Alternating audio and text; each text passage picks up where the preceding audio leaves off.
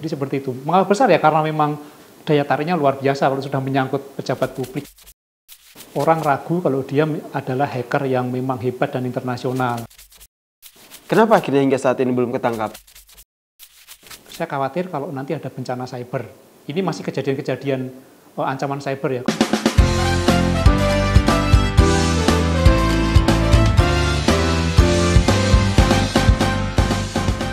Ini sebelum saya memperkenalkan diri, saya pastiin dulu nih ke teman-teman produser. Nih konten kita nggak akan diretas kan?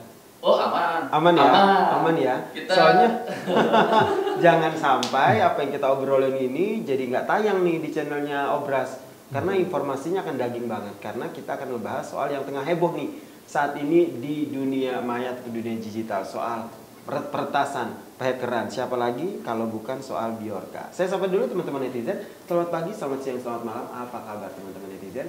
Semoga dalam keadaan sehat ya. Dan selalu menggunakan jari jemarinya dengan bijak dalam menggunakan media sosialnya ataupun menggunakan apapun konten-konten digitalnya. Jumpa lagi dengan saya Yasir Neniama dalam Obras, obrolan rasional santai dibahas hingga tuntas. Nah, tadi seperti yang saya sampaikan, saya khawatir banget nih, jangan sampai channel kita ini diretas gitu, karena sampai saat ini banyak banget tuh obrolan-obrolan soal peretasan, soal hacker, apalagi soal Bjorka. Nah, untuk hal itu saya udah mengundang nih salah satu pembicara kita pada saat ini untuk ngebahas lebih dalam lagi soal sebenarnya hacker Bjorka tuh ngapain sih gitu sampai membuat heboh jagat maya Indonesia, dibuat heboh pemerintah, dibuat heboh semuanya. Saya perkenalkan ya, narasumber saya ada Bang Stanislaus Rianta. Selamat pagi, siang, sore Bang. Selamat pagi. Pagi, nanti yang nonton malam jangan nggak apa-apa ya. Nah, Bang, thank you banget nih sudah datang di Obras, obrolan rasional santai dibahas hingga tuntas. Kalau kita lihat, Bang, saya manggilnya apa Bang? Stanis. Bang Stanis. Bang Stanis ini bisa dikatakan menjadi pengamat intelijen, bisa. Pakar IT bisa nggak? S1-nya saya IT Mas kebetulan. Oh begitu? Iya. S1 saya IT. Oh S1 IT. Jadi kalau kita ngebahas soal IT juga oke. Tapi yang menarik di sini adalah Bang Stanis ini juga merupakan Direktur Eksekutif Pusat Studi Politik dan Kebijakan Strategis Indonesia atau Polkasi. Nah, Bang Stanis, kenapa sih Bjorka ini sampai bikin heboh? Sepenting itukah Bjorka? Sekece itukah? Kece dalam tanda kutip ya teman-teman netizen. Sehingga akhirnya membuat semua, nggak hanya pemerintah, semua masyarakat Indonesia akhirnya heboh sama dia. Ya heboh karena memang dibesar-besarkan kan sama media juga. Sebenarnya kalau kita melihat bahwa apa yang ditampilkan dia, saya lihat sebenarnya data-data umum. Data-data umum tambah polosan dikit-dikit lah supaya kelihatan wah ini hebat. Oh gitu. Itu. Tapi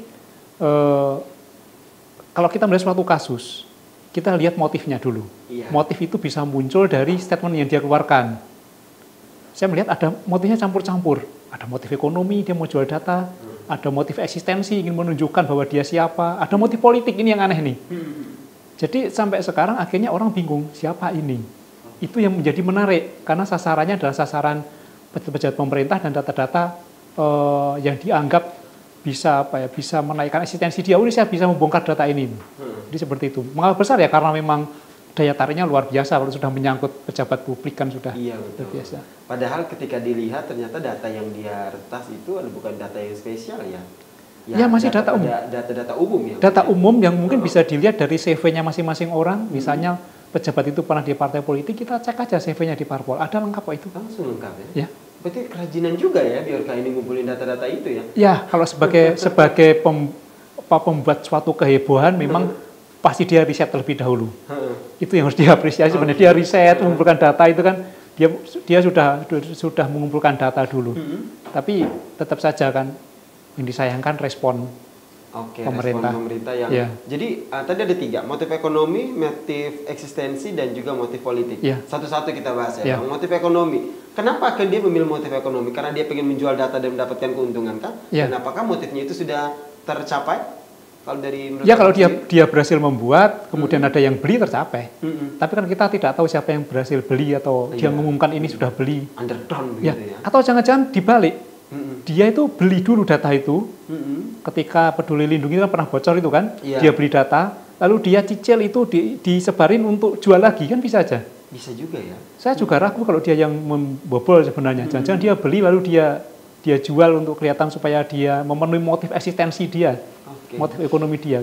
Motif eksistensi yang kedua. Ya. Sudah tercapai dong nih, membuat heboh loh ini satu Indonesia. Ya, eksistensi tercapai dan dia juga mengatakan motif semacam balasan terhadap pemerintah kan. Dia ngaku bahwa dia anak dari eksil yang ke suatu negara, kemudian orang tuanya nggak bisa kembali lagi. Tapi kalau kita lihat kalau eksil itu kan 65-70 ya. Kalau dia kemudian orangnya punya anak, kemudian dia lahir usia 70-an, tahun 70-an, sekarang udah 40 hampir 50. Saya kira motif eksistensi tidak diperlukan lagi untuk itu. Iya, betul. Usia-usia ya. Usia 40 kalau sudah tidak butuh 20 30 masih oke lah. Masih oke. Berarti itu juga bisa terbantahkan ya. Sebenarnya iya. Sebenarnya agak iya. Kecuali memang dia punya kebutuhan khusus ya. Oke, yang menarik soal motif politik. Ya. Di sisi mananya ini akhirnya Bjorka ini menurut Bang Sandi sendiri ada motif politiknya? Nah, ini yang akhirnya membuat orang ragu kalau dia adalah hacker yang memang hebat dan internasional. Karena yang dibahas adalah politik-politik lokal. Dia membahas Denny Siregar, bahas Anies, kemudian bahas macam-macam. Itu kan politik lokal ya. Kalau hacker internasional itu biasanya mereka fokus kepada IT, isu-isu internasional. Dia membahas masalah IT-nya, kemudian dia membahas masalah isu internasional. Kalau misalnya isu-isu HAM, isu-isu lingkungan, isu-isu yang idealis lah, itu masih akal itu. Tapi ketika membahas politik lokal ya jadi aneh ini, jadi orang ini malah saya kecenderung ini orang-orang Indonesia saja sebenarnya, orang di Indonesia. Nah, menarik nih. Berarti Bang Sandi sendiri menganggap bahwa si sosok di balik Bjorka ini adalah orang Indonesia. Iya, kalau dia dari bahasanya, kemudian apa yang dibahas, termasuk spektrum yang dia bahas, cenderung saya melihat bahwa dia adalah orang Indonesia.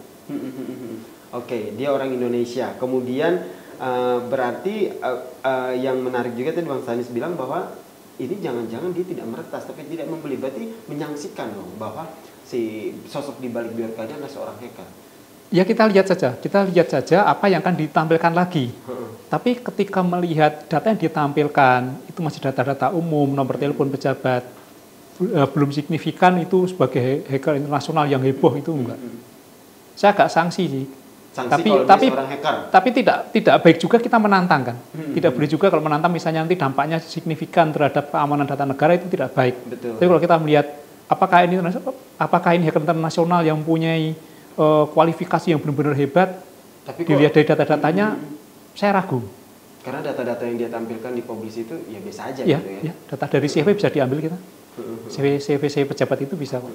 Oke. Yang tadi juga menarik juga kalau seandainya ini soal motif politik, berarti harus ada orang yang mendesain itu dong, Bang. Ya, ketika suatu orang melakukan kejahatan, biasanya motifnya konsisten. Ketika ada inkonsistensi motif, dugaannya adalah di balik orang itu ada lagi yang mendrive dia. Dan bisa jadi tidak satu orang gitu loh. Betul.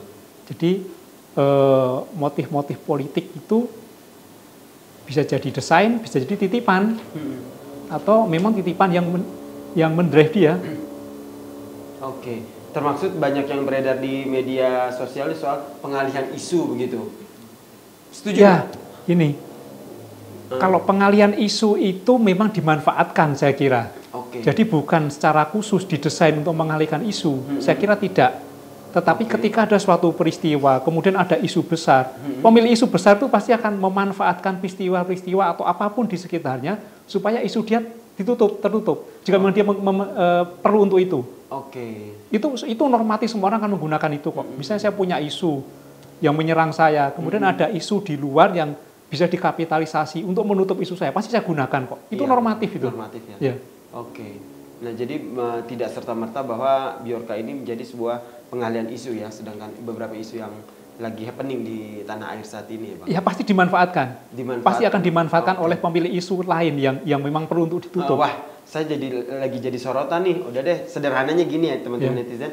Contoh saya lagi sorotan, habis itu tiba-tiba muncul Bjorka. Ya saya giring aja tuh isu Bjorka itu lebih ramai sehingga netizen itu fokusnya ke isu Bjorka, tidak lagi fokus di isu saya. Sederhananya seperti itu. Itu normatif kan? Semua orang akan melakukan hal itu kan? Semua orang akan melakukan itu.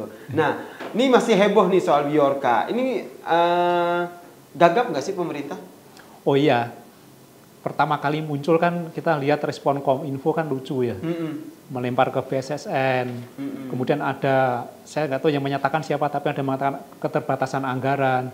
Seharusnya ketika ini suatu ancaman bagi negara, ada protokol, apa yang dilakukan, teknis bentuknya, tapi ini malah ngeluh kan, oh ini di tempat lain, oh ini anggaran segini, itu. Jadi saya melihat pemerintah tidak siap dalam hal ini. Walaupun kita apresiasi sudah ada Satgas ya. Sudah ada Satgas, walaupun setelah beberapa hari baru ada Satgas. Tetapi apakah setiap peristiwa harus ada Satgas? Peristiwa bocornya data seperti itu ada Satgas. Itu kan ada kementerian teknis yang harusnya menghandle itu. Nggak perlu ada Satgas itu. Kalau ada Satgas, jadi terus tugas kementerian-kementerian dan lembaga yang menangani itu apa? Ngapain gitu kan. Harusnya tidak perlu terjadi seperti itu. Misalnya, tidak perlu mengeluh di depan publik juga, lakukan hal teknis, kemudian yang paling penting ya, ketika ada hacker, tangkap. Itu yang belum disampaikan sampai sekarang teman-teman netizen. Tangkap, kemudian itu, tunjukkan kepada publik, pelakunya ini, motifnya ini, data yang diretas adalah ini, dapat dari mana, selesai, publik akan clear. Kenapa akhirnya belum sampai ketangkap? Nah, itu pertanyaannya juga kan, kalau sampai belum ketangkap, publik akan berasumsi macam-macam, dan akan menilai pemerintah lambat juga kan. Betul. Itu yang terjadi. Simple kok, misalnya ada kasus peretasan, membocorkan data, yang dilakukan adalah cari, kemudian tangkap, lalu tunjukkan kepada publik, ini pelakunya, motifnya ini, selesai. Kemudian recovery-nya seperti apa supaya nggak terjadi lagi kan? Iya. Kenapa akhirnya hingga saat ini belum ketangkap? Ini apakah memang pemerintahan kita yang memang tidak kompeten atau memang biorkanya yang terlalu keren gitu? Saya kira pemerintah itu punya sumber daya yang terbatas ya. Sumber daya yang terbatas dalam arti di tengah situasi seperti ini pemerintah tidak bisa bekerja sendirian. Harusnya tidak perlu malu, tidak perlu gengsi untuk merangkul para komunitas IT. Oh iya. Komunitas IT ya, komunitas IT dirangkul, hacker-hacker itu dirangkul saja. Hacker-hacker itu dirangkul dengan prinsip lebih baik kita punya banyak teman daripada punya banyak musuh. Dan itu yang belum dilakukan oleh pemerintah saat ini ya, merangkul teman-teman saya IT. Melihat cenderung seperti itu. Harusnya kan dirangkul, diajak untuk membangun bagaimana sistem keamanan cyber di Indonesia. Karena nggak mungkin bisa sendirian pemerintah. Pakar-pakarnya ada di luar kok. Mereka dengan bebas di luar. Dan saya yakin pakar-pakar IT itu ketika diajak untuk membantu negara, mereka dengan sukarela ingin membantu. Saya yakin itu. Dan itu yang seharusnya dilakukan oleh pemerintah ya Pak? Ya. Kalau kita ada kejadian yang merugikan negara kita, kalau kita dimintain tolong, apa kita berbicara menjawab tidak? Nggak mungkin kan? Nggak mungkin, betul. Dengan kapasitas kita pasti akan membantu kan? Itu yang harus dilakukan. Dan itu yang belum dilakukan ya? Saya lihat belum ada arah ke sana yang secara signifikan. Oke, kalau dari sisi biorkanya sendiri, menurut Abang, ya dia cuma ya hacker biasa aja atau wah ini jangan-jangan memang hacker kelas internasional nih? Ya, apapun yang dia lakukan, dia sukses membuat heboh. Yang pertama itu. Itu harus diakui ya? Ya, diakui membuat heboh. Membuat pemerintah juga sedikit kelabakan sampai muncul Satgas. Muncul Satgas itu berarti kan instansi teknis nggak bisa menangani kan, akhirnya muncul Satgas. Yang ketiga ya, ini memang perlu disampaikan juga. Oke lah Anda bermain-main menunjukkan keahliannya, tetapi ya jangan sampai membuat negara ini menjadi gaduh. Dan pemerintah ya memang harus mengambil respon cepat. Respon cepat, saya khawatir kalau nanti ada bencana cyber. Ini masih kejadian-kejadian ancaman cyber ya. Kalau bencana cyber, misalnya ada peretas. Menarik tuh bencana cyber itu seperti apa penjelasannya? Misalnya kita pernah mengalami kan ketika dulu PLN mati selama beberapa waktu. Kemudian ketika ada transaksi perbankan yang akhirnya kacau dalam waktu yang hampir bersamaan itu, PLN, kemudian BNI kalau nggak salah ya. Bank apa saya lupa, tapi ada bencana cyber. Dan misal seorang hacker meretas bandara misalnya, atau meretas sistem pertahanan udara gimana misalnya, atau membuat gangguan-gangguan melakukan ancaman-ancaman dengan drone misalnya ke instalasi-instalasi yang menggunakan BBM misalnya. Bencana-bencana yang ditimbulkan melalui cyber, serangan melalui cyber atau terhadap cyber. Ya serem kan? Kita siap nggak? Betul. Ketika data diekspos saja kita nggak siap. Iya, apalagi nanti bencana gitu ya. Ya. Sekarang misalnya perbankan di shutdown, ada orang bisa shutdown itu. Apa yang terjadi? Orang nggak bisa ngambil uang, nggak bisa transaksi online. Nggak usah lama-lama, 2 jam aja. Kacau loh. Kacau itu. bayanginnya pasti kacau. Ya, kita siap nggak? Dan itu pertanyaan saya, kita siap nggak kalau seandainya nih hacker aja nih kita agak gagap dalam tanda kutip ini, apalagi kalau nanti bencana cyber gitu. Kan siap tidak ada bencana alam kan yang terjadi, bencana cyber. Nggak siap berarti? Nggak siap saya yakin. Waduh. Kalau pemerintah masih seperti ini, tidak punya protokol penanganan ancaman, kemudian tidak merangkul komunitas IT, tidak merangkul para hacker untuk membangun sistem security kita, jangankan bencana cyber, ancaman-ancaman cyber yang doxing data aja kita nggak siap. Selemah itukah faktanya cyber kan, kita? Faktanya seperti ini kan, kecuali kalau misalnya ada orang menyebarkan data dalam 1 kali 24 jam tertangkap, wah itu hebat. Faktanya memang sampai saat ini belum ada ya? Ya, belum tertangkap. Gitu. Berarti memang lemah ya? Ya, saya ragu juga itu yang ditangkap kemarin tuh, saya ragu juga. Nah, itu dia tuh yang juga menjadi sorotan nih teman-teman netizen. Tiba-tiba ada anak lulusan SMA, umur 21 tahun, kemudian dia itu profesinya sebagai penjual es keliling, ditangkap karena diikut menyebarkan konten dari Bjorka. Pas ditelusuri ternyata dia menyebut dirinya sebagai salah satu pembuat akun Bjorkanism, gitu. Itu juga banyak juga pengamat-pengamat yang lain yang menyatakan menyaksikan hal itu, jangan-jangan ini settingan. Kalau Bang sendiri gimana? Saya melihat gini, ketika ada kasus Bjorka, kemudian pemerintah itu lambat, dan tiba-tiba banyak yang pro terhadap Bjorka, maka banyak orang mendukung Bjorka dengan caranya masing-masing. Betul. Salah satunya mungkin membuat akun-akun seperti itu. Ya itu mungkin aja dia membuatkan, tetapi yang ditangkap sebenarnya bukan itu yang penting itu. Iya. Ya Bjorkanya ditangkap. Iya dong. Kalau menangkap orang-orang yang bersimpati atau yang mendukung Bjorka itu hanya gimmick aja sih. Bener sih, itu juga bikin heboh. Minimal apakah itu hanya sebatas nunjukin bahwa kita sebagai aparat kerja loh, ngusut Bjorka gitu. Ini buktinya ditangkap satu, walaupun hukumannya ya cuma wajib lapor. Ya kalau hanya menunjukkan saya bekerja loh, lucu sih jadinya malah. Karena orang akan menganggap bahwa mana sih? Ya bukan itu yang ditangkap Pak, harusnya gitu kan. Bukan itu yang ditangkap, harusnya ditangkap. Ini masalahnya gini, pemerintah tuh nggak bisa bekerja sendirian. Nggak usah malu lah merangkul komunitas IT, merangkul hacker, nggak usah malu itu loh. Kenapa dirangkul ya? Pemerintah belum mau merangkul komunitas hacker ataupun IT ya di Indonesia yang notabene isinya anak-anak muda? Ya, negara ini memang kalau mau baik memang harus dipenuhi oleh anak-anak muda kan. Mereka pasti dengan sukarela akan membantu negaranya kan. Ini ada energi besar loh, anak-anak muda yang siap membantu. Tapi kalau nggak dirangkul ya seperti ini, malah bisa jadi oposisi kan? Betul. Dirangkul mereka malah secara diam-diam mendukung Bjorka gitu. Harusnya kan itu yang harus itu terjadi kan? Iya betul. Harusnya dirangkul, kemudian diajak membangun sistem keamanan cyber pemerintah supaya nggak Bjorka mau ada berapapun nanti bisa terproteksi oleh sistem yang dibangun bersama-sama antara pemerintah dengan komunitas. Itu yang harusnya dilakukan. Oke. Dan kita melihat bahwa sementara itu pertasan ini Bjorka bukan yang pertama kali ya. Beberapa hari waktu sebelumnya juga sudah ada pertasan-pertasan dan hal yang sama. Harusnya pemerintah bisa belajar dengan hal ini ya. Beberapa kali terjadi dan kelihatannya tidak ada langkah signifikan untuk mengantisipasi itu. Kenapa akhirnya pemerintah? Apakah ini karena bukan menjadi isu yang seksi, atau memang kitanya aja SDM-nya kurang, atau memang problemnya terlalu besar begitu, terlalu kompleks sehingga ketika ada ancaman cyber seperti ini memang pemerintah memang gagap aja? Ya, jangan-jangan memang tidak ada instrumen atau protokol untuk menangani hal tersebut. Jadi ketika ada kejadian, tapi tidak ada protokol yang untuk bagaimana merespon itu gitu. Saya khawatirnya itu. Jadi memang mau ngapain kalau sudah terjadi itu loh. Akhirnya kan menyalahkan kan, oh ini bukan tugas kami, itu tugas instansi lain. Kami nggak punya anggaran, itu kan lucu kan. Saling lempar bola. Ya, harusnya ada protokol siapa melakukan apa itu dengan sangat jelas tuh. Atau jangan-jangan kebanyakan instansinya. BSSN ini yang pengen saya soroti. Menurut Abang gimana kerjanya dia? Ya, BSSN kalau saya menganggap bahwa ini adalah badan yang mengantisipasi ancaman-ancaman cyber yang bisa menyerang negara kita kan. Harusnya dia yang bertanggung jawab atas hal ini. Salah satu institusi harusnya memang BSSN yang bertanggung jawab itu. Tapi saya tadi mengulang pernyataan tadi, jangan-jangan kita kebanyakan institusi sehingga ketika ada masalah saling melempar itu loh. Betul. Tapi kalau institusinya satu kan nggak bisa ngelempar-lempar. Iya. Ini kan jangan-jangan kebanyakan institusi ini.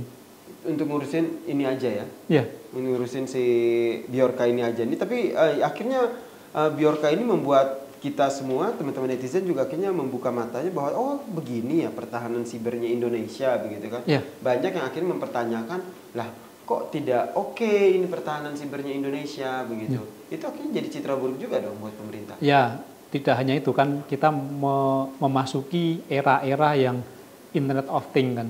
Ke depan itu semua akan dapat digenggam hanya dengan tangan, dengan jalan internet. Kita siap nggak sih masuk revolusi industri misalnya? Betul. Nanti 4.0, 5.0, apa kita siap nggak masuk sana? Ketika nanti eranya ke sana, jangan kita emang nggak siap gitu loh. Betul. Ini kan miris ya, ketika di era yang harusnya kita sudah sangat stabil, kita mampu menggunakan internet dengan aman, apalagi kemarin ada percepatan ya, dengan adanya pandemi ini kan semua jadi berubah. 4.0 dianggap masih lama, masih nanti, ternyata percepatan ya. Kita bisa kuliah online, bisa kerja secara online, work from home, tetapi dengan adanya peluang yang besar, kita tidak direspon dengan sistem yang baik, dengan protokol yang baik. Betul. Ini yang harus benar-benar diantisipasi ya, jangan sampai kita gagap lagi dengan hacker-hacker yang lain gitu. Saya masih fokus dengan Bjorka nih. Jadi menurut Abang sendiri, apakah pemerintah nantinya akan bisa menangkap ataupun menguak sosok di balik Bjorka ini dengan melihat apa yang telah mereka lakukan selama ini sampai bentuk satgas dan segala macam? Saya kira bukan bisa tidak bisa, tapi harus. Harus ya. Harus bisa. Harus ditangkap dan ditunjukkan kepada publik ini siapa orangnya, motifnya apa, lewat cara apa, tunjukkan gitu loh.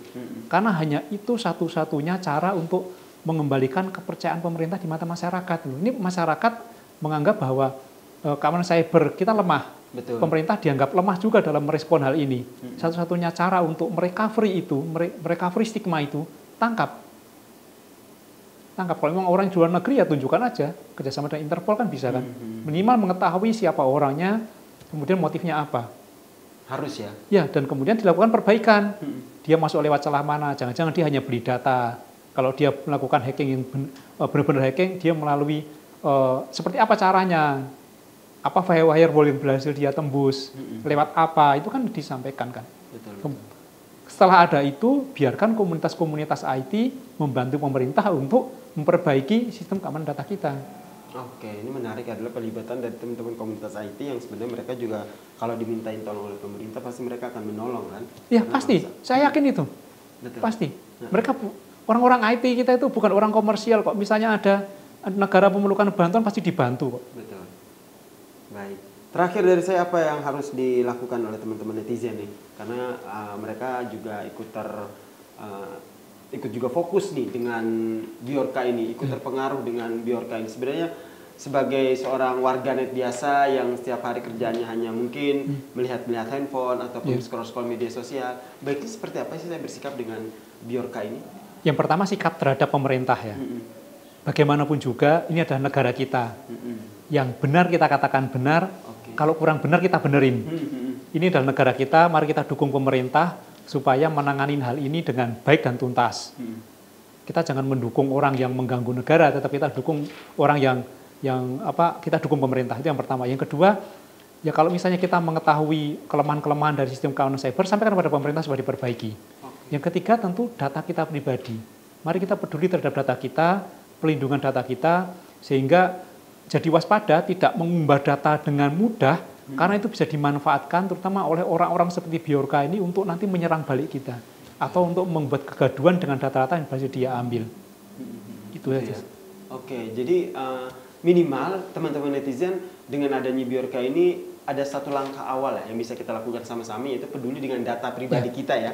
Jangan sesumbar itu mengekspos data pribadi kita di media sosial, karena nanti bisa dimanfaatkan orang-orang tidak bertanggung jawab, dampaknya akan ke kita lagi begitu kan. Oke, makasih Bang Stanislaus Rianta telah bergabung atau telah join di Ngobras, obrolan rasional santai dibahas hingga tuntas. Semoga tadi obrolan kita soal Bjorka ini bisa memberikan sedikit perspektif yang berbeda lah dari teman-teman netizen, bahwa oh ternyata Bjorka ini kerjanya seperti ini, harus ditangkap nih oleh pemerintah, ditunjukkan siapa sosok di balik Bjorka ini. Ini yang kita tunggu bersama ya. Kita tunggu bersama apakah pemerintah berhasil menguak sosok di balik Bjorka tersebut. Kita nantikan bersama. Oke, kalau gitu thank you banget. Bang Stanis sudah hadir di sini. Nanti kita akan undang lagi untuk membahas isu-isu yang lain. Tapi apalagi menarik tadi soal bencana cyber. Wah, ini kayaknya bisa dibikin satu episode khusus nih. Karena baru dengar juga nih ya soal bencana cyber ini. Nanti kita akan bahas lagi lebih mendalam dengan topik-topik yang lain. Jadi tetap jangan lupa untuk tetap saksikan Obras, obrolan rasional. Santai dibahas hingga tuntas bareng saya Yasir Nenek Ahmad. Kita pamit dulu ya. Selamat pagi, selamat siang, selamat malam.